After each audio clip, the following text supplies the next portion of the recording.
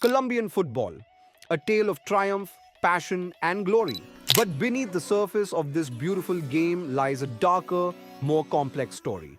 How did football fields become battlegrounds for power and influence? What did infamous figures like Pablo Escobar have to do with the rise and fall of Colombian football? As the Colombian national team soared to new heights in the 1990s, the shadow of narco influence loomed large.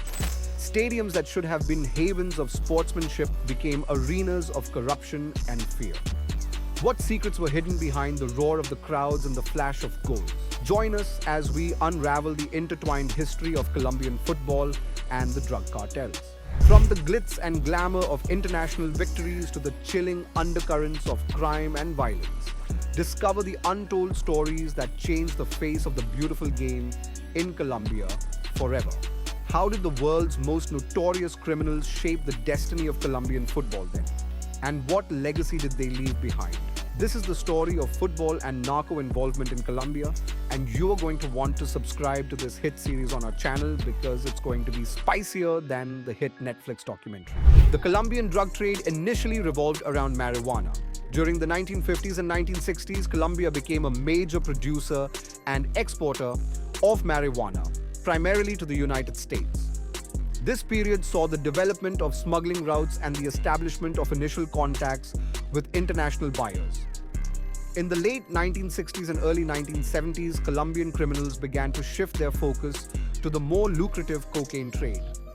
This shift was partly due to the increasing demand for cocaine in the United States.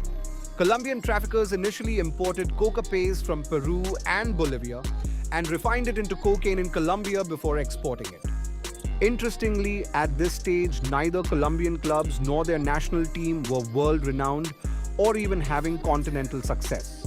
That would all change with the rise of the narcos though, so stick with us. During the late 1970s and early 1980s, powerful drug cartels began to form in Colombia, with the Medellín and Cali cartels emerging as the dominant groups. The Medellín cartel, led by Pablo Escobar, was one of the first to gain international notoriety. Escobar and his associates created a highly efficient and violent drug trafficking network. The cartels rapidly expanded their operations, establishing sophisticated production, smuggling, and distribution networks. They controlled large portions of the cocaine supply chain, from cultivation to distribution in the United States and other countries. This period was marked by extreme violence, as the cartels used bribery, intimidation, and assassination to protect their interests and eliminate rivals. The Colombian government, law enforcement, and judiciary were frequent targets of cartel violence. The cocaine trade brought enormous wealth to the cartels and had a significant impact on the Colombian economy. The influx of drug money led to widespread corruption and had both positive and negative effects on local economies.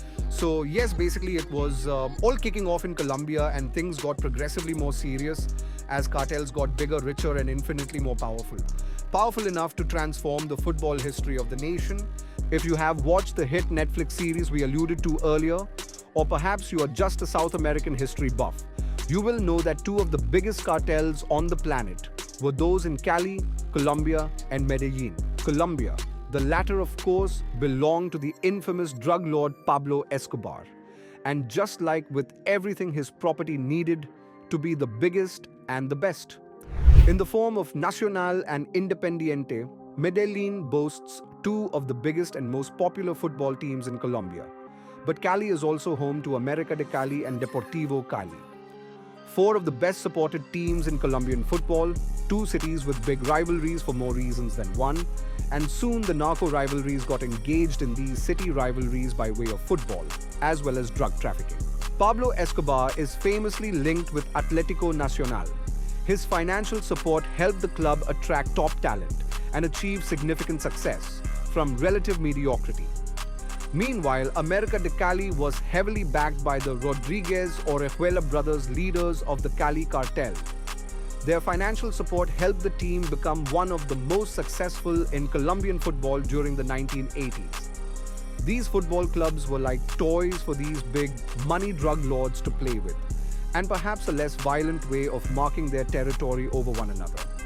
Not that the violence stopped. Escobar's influence on Atlético Nacional began in the early 1980s. He used his resources to attract high-quality players and improve the club's infrastructure.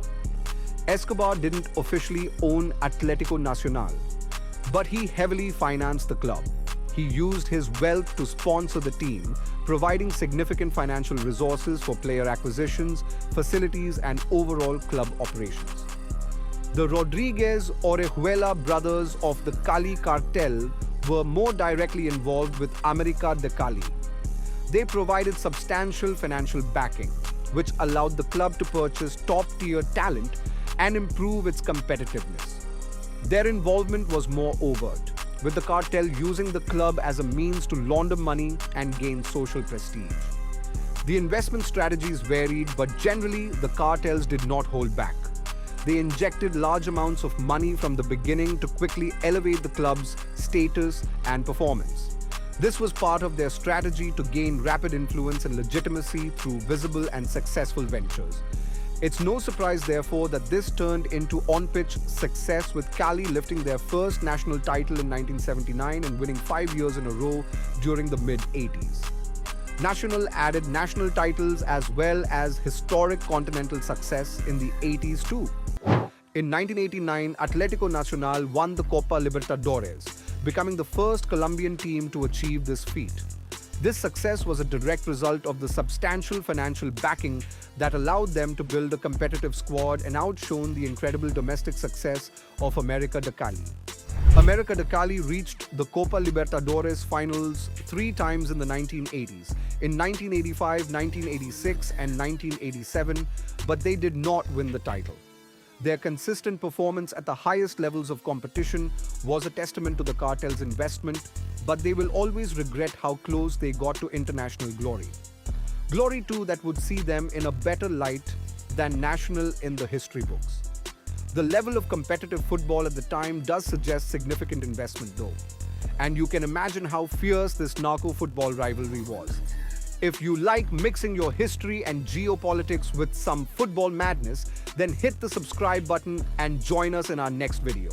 Part 2 of the Narcos' relationship with football in Colombia. See you next time. See you next